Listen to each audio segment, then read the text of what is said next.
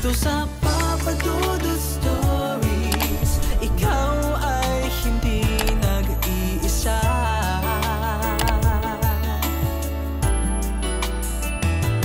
Dito sa Papa Dudut Stories, may nagmamahal sa'yo. Papa Dudut Stories. Papa Dudut Stories. Dear Papa Dudut, sa lahat po ng mga nakatutok ngayon, huwag pong kalimutan mag-like, mag-share at mag-subscribe. Maraming salamat po sa inyong lahat.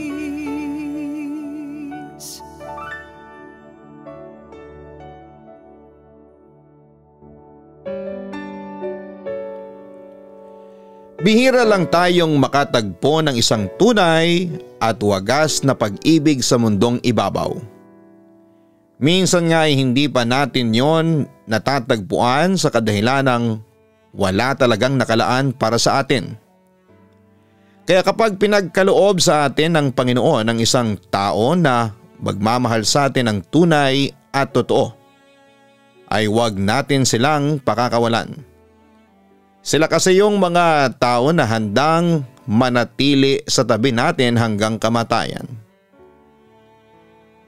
Dear Papa Dudut, una sa lahat ay gusto ko muna magpasalamat sa inyong programa na unang nadiskubre ng aking boyfriend na si Yano sa YouTube taong 2024. Tapos ay pinakilala niya ito sa akin dahil pareho kaming mahilig makinig ng mga horror stories. Nakakatuwa nga na maging sa Spotify ay nando na rin kayo. Ang totoo ay siya talaga ang pinaka mahilig sa aming dalawa. As in, wala siyang pinalalagpas na programa na tinatampok ninyo sa inyong YouTube channel. Bale, nahawaan na lang niya ako, Papa Dudut, sa pagkahilig makinig ng inyong mga istoryang katatakutan. Sobrang iniidolo niya kasi kayo. At wala siyang bukang bibig sa akin kundi ang makilala kayo balang araw para makapagpa-autograph at makapagpa-picture. Bago ako magpatuloy sa pagkukwento ay magpapakilala muna ako. Tawagin niyo na lamang po ako sa pangalang Fiona, 30 years old at taga Marikina. Sumulat ako rito sa inyong programa para ikwento ang mga karanasan namin ni Yano na may halong katatakutan at kababalaghan. Pero magsisimula ang lahat noong bago pa lamang kaming magkakilala. Hindi po si Yano ang unang boyfriend ko. Bale, pangalawa ko siya at nauna ay itago na lang natin sa pangalang Fred. Papa Dudut, matagal na kaming magkarelasyon ni Fred. College pa lamang noong naging kami. Masasabi ko na crush ko siya noong araw. Palibas ay sikat siya na varsity player ng basketball ng aming university. Maraming nagkakagusto kay Fred at kabilang na ako doon. Pero isa lamang akong simpleng estudyante. Sakto lang ang ganda. Walang masyadong sinasalihang organization liban sa aming campus publication, kung saan ay contributor ako at photojournalist. Ang kurso ko ng mga panahong yon ay AB English, samantalang tourism naman ang kinuhang kurso ni Fred. Kumbaga sa isang teleserye, langit siya at lupa ako ang atake ng aming love story. Pero sa isang pambihirang pagkakataon ay nag-cruise ang landas namin ni Fred matapos kaming ipakilala sa isa't isa ng common friends namin. That time ay single ako at kakahiwalay lang ni Fred sa kanyang girlfriend. Ang natatandaan kong opisyal naming pagkakakilala ay noong pinilit akong umattend ng best friend ko. Nakasamahan ko rin sa aming campus publication. Birthday party yon ng boyfriend niya na classmate at kapwa varsity player rin ni Fred. At doon na nga nila kami inasar sa isa't isa. Hindi nagtagal ay nagkapalagayan kami ng loob ni Fred at naging consistent ang aming pag-uusap. Matapos naming magkapalitan ng number, makaraan ng 2 linggo, ay nagulat ako dahil nagsabi si Fred na gusto niya akong ligawan pero nag-alanga naman ako dahil parang ang bilis naman ng mga pangyayari. Hindi naman sa ayaw ko pang magpaligaw ng mga panahong yon. Lalo't nasa tamang edad naman ako at naniniwala ako na responsable na akong tao. Bukod doon ay alam naman ng lahat na crush ko si Fred. Pero may isang bahagi sa akin na tutol sa plano niyang panliligaw dahil gusto ko muna siyang kilalanin ng husto. Kaso dala ng peer pressure ay pumayag akong ligawan ni Fred. At makalipas lamang ang 1 buwan ay sinagot ko na siya at opisyal nang naging kami papadudot. Masasabi ko na masaya at nakakapagod maging girlfriend si Fred. Kasi nga'y sikat siya sa campus namin dahil sa pagiging mahusay niyang varsity player. Ang ibig kong sabihin ay dahil kailangan kong sumabay sa lifestyle niya. Para siyang celebrity na kaliwat kanan ang mga ganap. Masaya naman kasi first time kong ma-expose sa ganong bagay pero nakakapagod din. Literal. Lalo ako ang nagsisilbi niyang personal assistant. May times pa na nakakatanggap ako ng kritisismo at insulto mula sa mga babaeng nagkakagusto sa kanya kesyo hindi raw kami bagay at ang pangit-pangit ko raw para maging girlfriend ni Fred. Sinabi rin nila na mas bagay sa aking maging alalay niya kesa maging kasintahan, kaya naman labis akong nasaktan. At kahit na harap-harapan na sa aking sinabi yon ng ilang mga babae na may gusto sa kanya ay wala pa ring ginagawa o sinasabing pagsaway si Fred. Minsan ay sinasabayan niya pa ang tirada at hirit ng mga yon dahil nakikisama raw siya. Saka wala raw sa bukabularyo ni Fred ang maging KJ o Killjoy. Bukod doon ay mariin niyang sinabi sa akin na wala lang naman yon. Biro-biruan lang. Kaya sakyan ko na lang daw. And at the end of the day ay girlfriend pa rin naman daw niya ako. Lahat naman siguro tayo ay dumaan sa pagiging tanga sa pag-ibig, no? At isa na nga ako doon, papadudot. Noong hayaan ko lang ang nooy boyfriend kong si Fred. Natratuhin ako na parang basura. Pinabayaan ko siya na maliitin ako pagtawanan kasama ang ibang mga babae na miyembro ng fans club niya. At patawarin sila dahil biru-biruan lamang daw yon. Bukod doon ay naging sunod-sunuran ako kay Fred. Ginawa niya akong literal na utusan at may pagkakataon pa na ako rin ang gumagawa ng mga gawain niya sa subject nila na hindi niya nagagawa dahil masyado siyang committed sa paglalaro. Naging parausan na rin ako ni Fred pero buti na lamang at lagi kaming protektado kaya hindi naman kami nakakabuo. Lahat ng iyon ay hinayaan ko na lang na gawin sa akin ni Fred sa ngalan ng pag-ibig, papadudot. Hindi nagtagal ay nakagraduate kami at nag-decide na magsama na sa isang bubong. Ako ang unang nakahanap ng trabaho samantalang si Fred ay naging tambay muna sa nirerentahan namin sa loob ng 1 taon. Parakit-rakit lamang siya dahil wala siyang tiyaga sa bawat trabaho na kanyang pinapasukan. Ako ang sumagot sa lahat ng bills namin, renta at bumili ng aming pagkain. Hindi ako magagawang ilabas ni Fred dahil wala raw siyang pera at ang pinakamasahol pa ay kapag nagkakasakit ako. Dahil sa pagod sa pagtatrabaho ay hindi niya ako inaalagaan. Mas marami pa siyang oras sa mga barkada niya at sa basketball kaysa sa akin na girlfriend niya. Unti-unting nawala ang pagmamahal ko kay Fred pero hindi ko pa rin siya magawang hiwalayan ng mga panahong yon. Lagi niya kasi akong tinatakot na wala na akong ibang mapupuntahan at wala na akong makikilala na lalaking magtsatsaga sa akin kapag nakipaghiwalay ako sa kanya. Oo, Papa Dudut. Bumaba ng husto ang kumpiyansa ko sa aking sarili ng dahil kay Fred. At mas lalo niya pang pinamukha sa akin na hindi ako kaibig-ibig noong harap-harapan na niya akong saktan sa kanyang pambababae. Umabot pa nga sa punto na ibinahay na niya ang babae niya at wala akong magawa ng mga panahong yon. Hanggang isang araw ay nagising na lamang ako na buo na ang loob at desidido nang tapusin ang lahat sa amin ni Fred. Ang totoo, Papa Dudut, napanaginipan ko kasi ang namayapa kong mama ng mga panahong yon. Katulad ko ay naging tanga rin siya sa pag-ibig nang manatili siya sa piling ng papa ko sa pag-aakalang magbabago pa ito.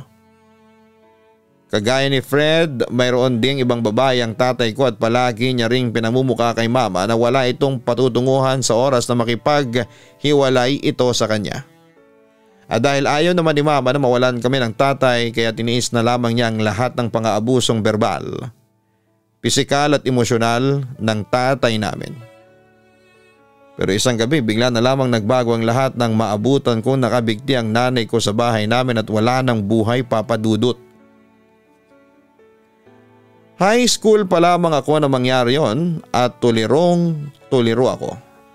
Panganay din ako sa 3 magkakapatid kaya naman napilitan akong mag-mature ng maaga upang magampanan ang pagiging magulang sa 2 ko pang nakababatang kapatid, Papa Dudut. Sinabi ko noon sa sarili ko na magsisikap ako upang makaahon kami sa lusa at putik na kinasasadlakan namin ang mga panahong yon.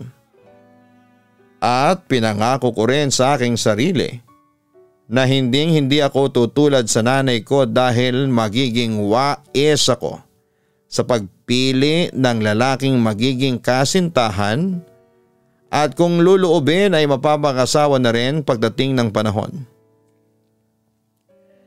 Kaso lahat ng pinangako at sinabi ko sa aking sarili ay kinain ko lamang matapos kong tiisin ang pag-uugali ni Fred at kung paano niya ako tratuhin, Papa Dudut. Kaya nga matapos kong mapanaginipan noon ang namayapa kong nanay ay napagtanto ko na bago pa ako tuluyang masiraan ng ulo at mauwi na rin sa pagbibigti ng dahil kay Fred ay bigyan ko ng pabor ang aking sarili na tapusin na rin ang lahat sa amin. Oo, Papa Dudut. Sa wakas ay natauhan na rin ako at tuluyan na nga nakipaghiwalay sa dati kong boyfriend. Malaking adjustment ang ginawa ko nung nakipaghiwalay na ako kay Fred. Yung akala kong wala na akong mapupuntahan kapag kumawala ako sa kanya ay na-realize kong hindi naman pala totoo. Kasinungalingan lamang yon na tinanim niya sa pag-iisip ko upang makontrol at mapanipula ko. Pero unti-unti kong ibinangon ang aking pagkatao. Ibinalik ko ang dignidad kong matagal nang niyurakan ni Fred. At tinanap ko ang sarili ko na nawala mahabang panahon nang nakakalipas. 2 taon matapos yon ay doon ko na nga nakilala si Papa Dudut. Nagkakilala kami ni Yano sa isang ospital noong palabas na ako matapos akong makonfine dahil sa pneumonia. Nagsimula lang naman yon sa simpleng ubo at sipon na bunga ng overfatigue hanggang sa lumala na ngayon kaya tuluyan na akong nagkapulmonya. Pero noon pa man sakitin na talaga ako lalo na kapag nai-stress. At kahit na lumaklak ako ng sangkatutak na vitamins at kumain ng masustansyang pagkain o mag-ehersisyo ay natatalo pa rin ng stress ang lahat ng yon dahilan kaya nagkakasakit pa rin ako. Sabagay simula ng pagkabata ay stress na talaga ako, nakagagawa na rin ng mga traumatic experiences na pinagdaanan ko. Si Yano naman ay escort ng pinsan niyang nagpa-dialysis. Ng mga panahong yon at aksidente kaming nagkatabi sa upuan. Noong naghihintay ako ng discharge paper ko. Doon na nga kami nagkakwentuhan matapos niyang pagtakhan ang aking pag-iisa. Nagulat pa nga siya nang malaman niyang wala akong kasama ni isa noong na-confine ako hanggang sa ma-discharge. Nakatira na kasi sa malayo ang mga kapatid ko at hindi ko na rin sinabi sa kanila ang kondisyon ko. Lalo't sanay naman akong mag-isa. Pero sinabi niya na dapat ay meron pa rin daw akong kasama. Napangiti na lamang ako at hindi na nakapagsalita pa dahil wala na rin naman akong sasabihin sa kanya. Pero maya-maya ay nagsalita ulit si Yano, bagay na ikinagulat ko ng husto. Marami ritong mga pasyente rin ng ospital na ito na para bang naghihintay din ng kasama. Aniya. Agad namang nagsalubong ang kilay ko matapos marinig ang sinabi niya. Wala naman ako nakikita ng mga pasyente na naghihintay ng kasama. Wika ko dahilan kaya natawa siya.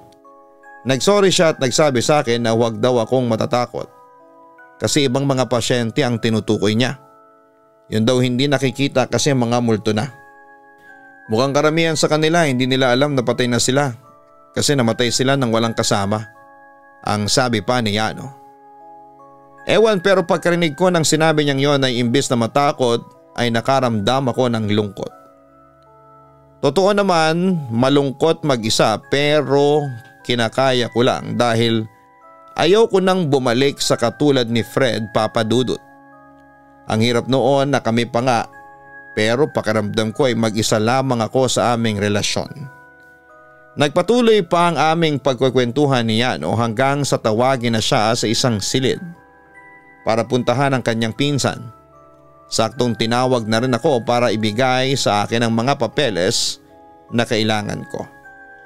Nagpaalam na kami sa isa't isa ni Yano pero bago ako tuluyang tumalikod ay tinawag niya ako para hingin ang aking number.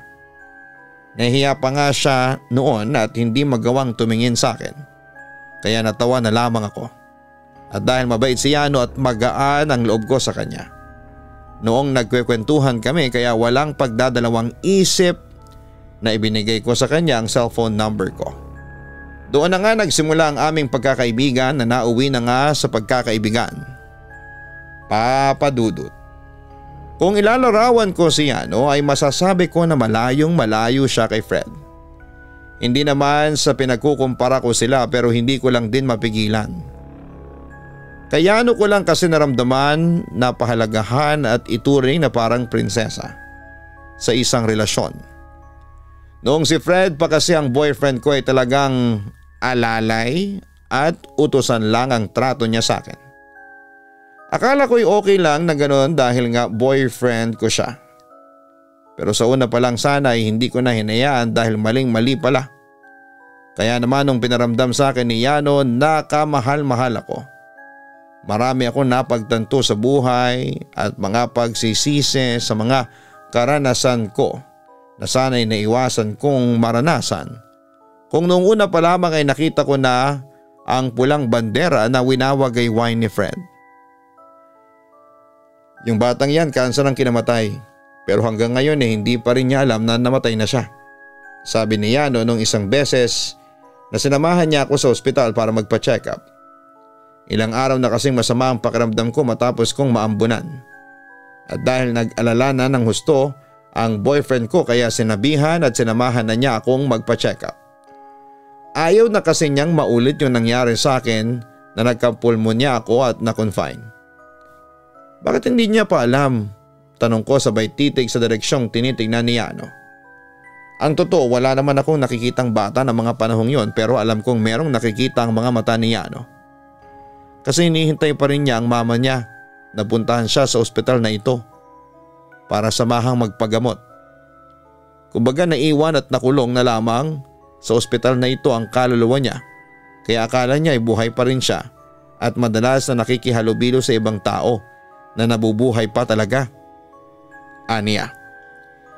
Ibig sabihin, ang ospital na kinakaroonan namin ang nagsilbing kulungan ng batang kaluluwa na namatay sa cancer at posible rin na katulad ng iba pang pasyente na hindi nila alam na wala na sila. Nakakalungkot naman pala kung ganoon Lalo na at patuloy pa rin silang naghihintay sa wala, Papa Dudut. Meron nga akong nakausap dito na isang lolo rito noong sinamahan ko ang pinsang ko na magpa-dialysis. Sobrang tagal na raw niya sa ospital na ito na naghihintay sa kanyang asawa na bisitahin siya.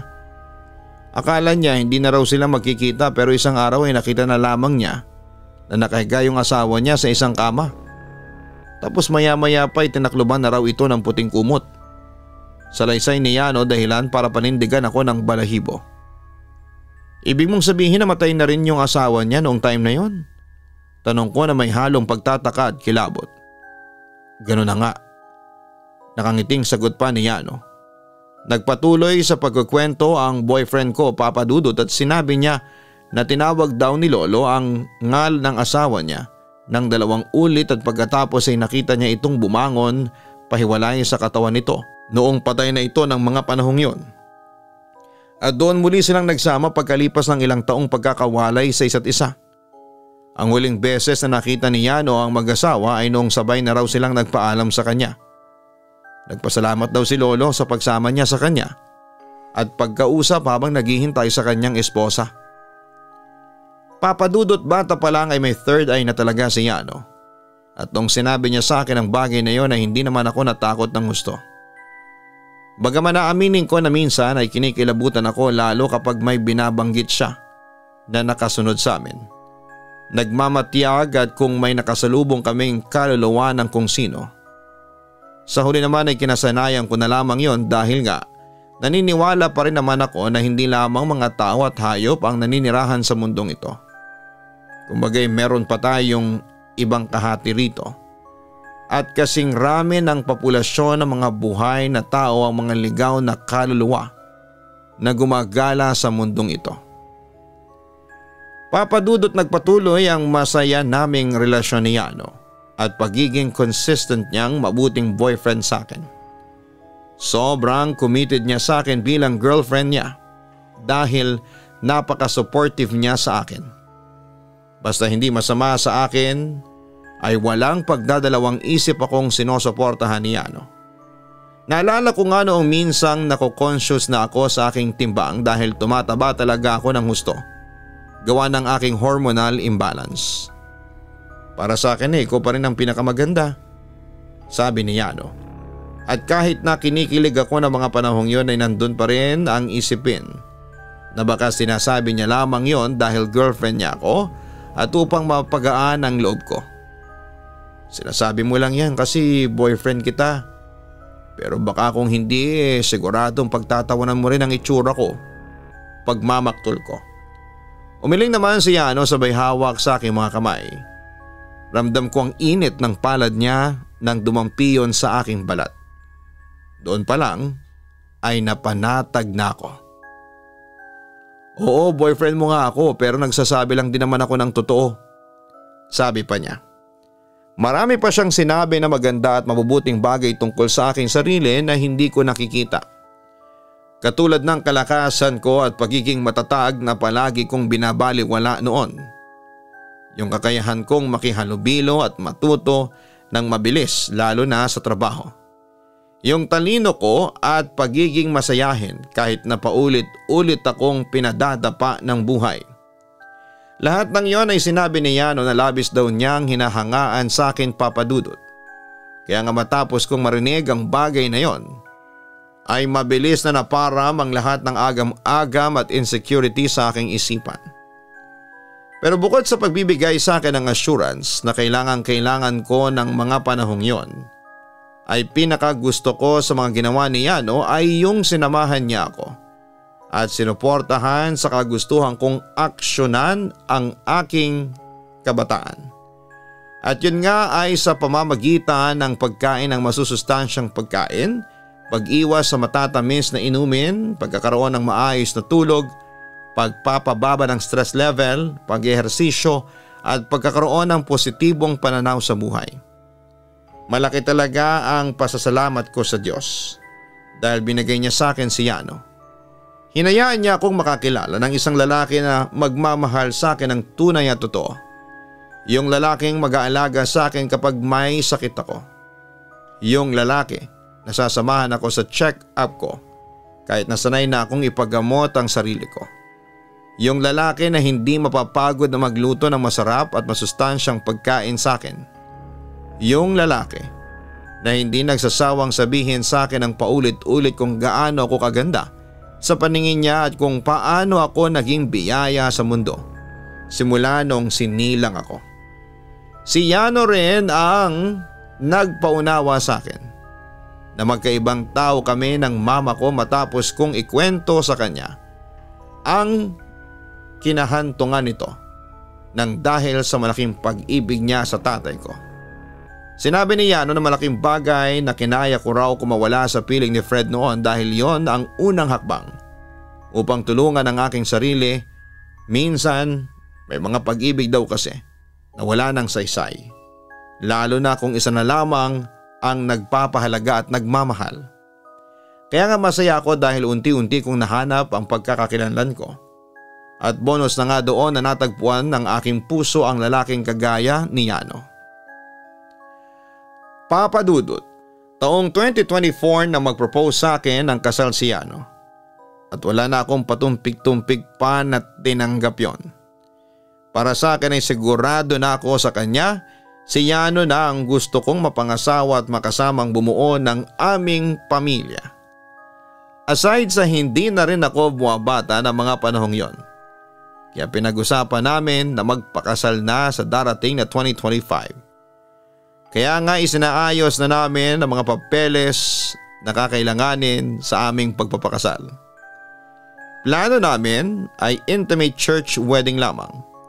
Ang imbitado nga lang sa akin ay ang dalawa kong kapatid at ang kay Yano ay parents lamang niya. Solong anak kasi siya. Wala siyang kapatid. Masaya naman ako dahil iginalang ng aming pamilya ang desisyon naming yon sa aming kasal. Kaya naman nasasabik na kaming dumating ang araw na yon.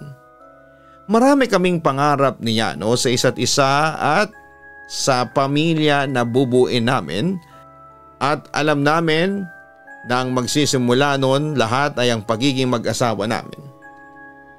Pero hindi na nangyari ang kasal matapos ma-diagnose na may cancer sa dugo ang boyfriend kong si Yano. Oo, Papa Dudut. May leukemia si Yano at nasa lahi pala nila ang ganong klase ng karamdaman. Nang mga panahong yon ay mabilis na ginupo ng naturang karamdaman ng nooy malakas at punong-puno ng pag-asa kong boyfriend. Mabilis siyang pinanghina ng kanyang sakit na kumalat at nakaapekto na sa kanyang buong sistema. Imbis na sa simbahan kami magmarcha, laman kami ng pasilyo ng ospital. Sa tuwing sinusugo doon si Yano hanggang sa tuluyan na siyang ma-admit.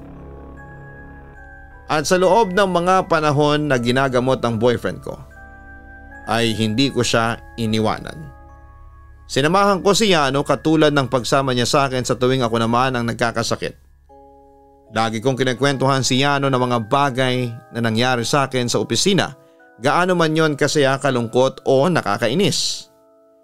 Pero syempre pinipili ko pa rin ang mga kinikwento ko sa kanya dahil ayaw ko namang ma-stress nang gusto ang may sakit kong kasintahan. Papadudod sa kabila ng mabilis na progreso ng sakit ni Yano, ay mas nanaig sa akin ang pag-asa sa mabuti na gagaling siya. Bagaman alam ko na niloloko ko lamang ang aking sarili dahil walang nakakaligtas sa leukemia, umasa pa rin ako na magiging mabuti ang kalagayan ng boyfriend ko upang sa ganon ay maipagpatuloy na namin ang naantala naming pagpapakasal. Papa Dudut, gabi-gabi kong panalangin sa Diyos na iligtas niya si Yano at ibigay na sa amin ang pagkakataon na makasama ng mas matagal ang bawat isa sa buhay na ito.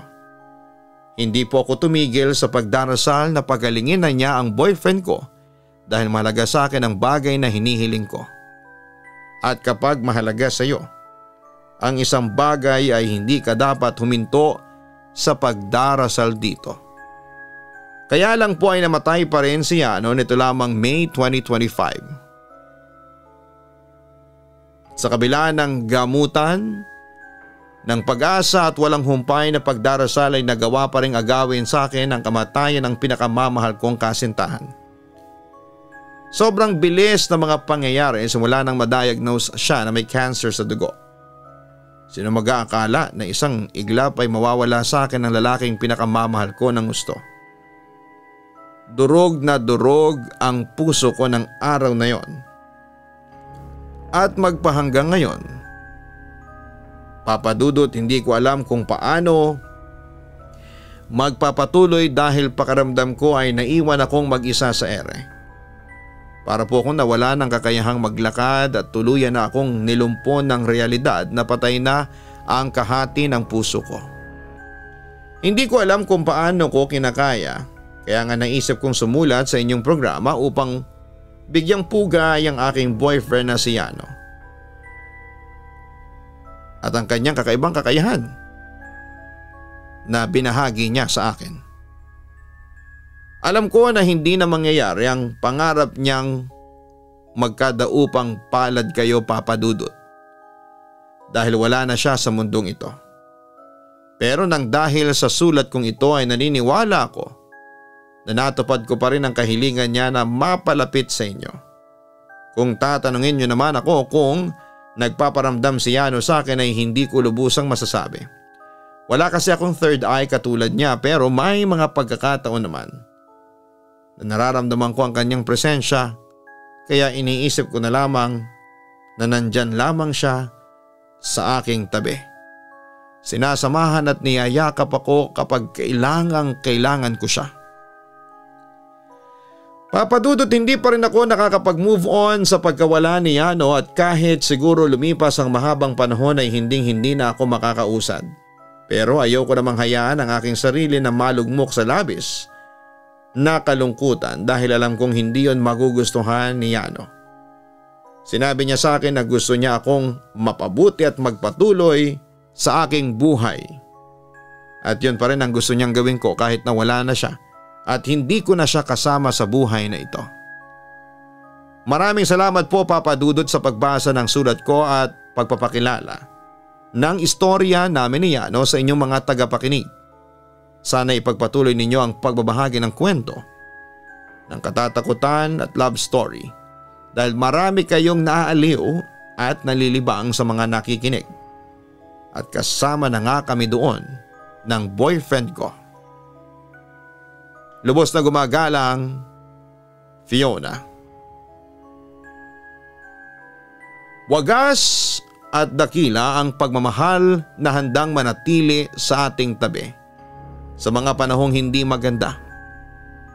Yun bang hindi lang sa saya at ginhawa kung hindi maaasahan mo rin sa hirap, lungkot at pagkakasakit.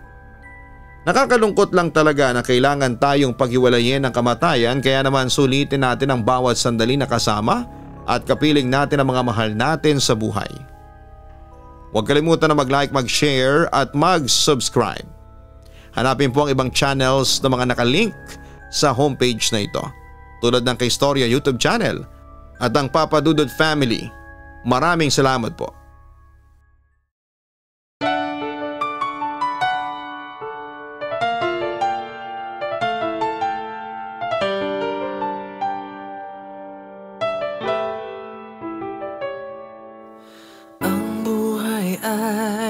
Mahiwaga,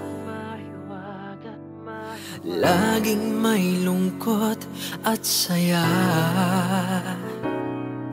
Sa Papa Dudut Stories, laging may karamay ka.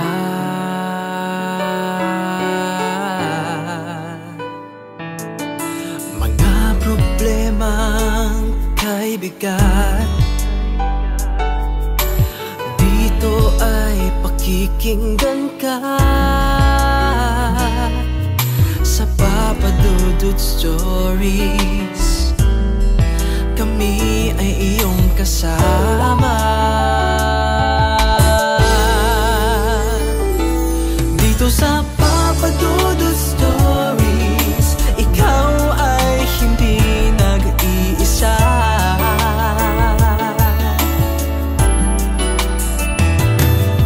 Sa Papa Dudut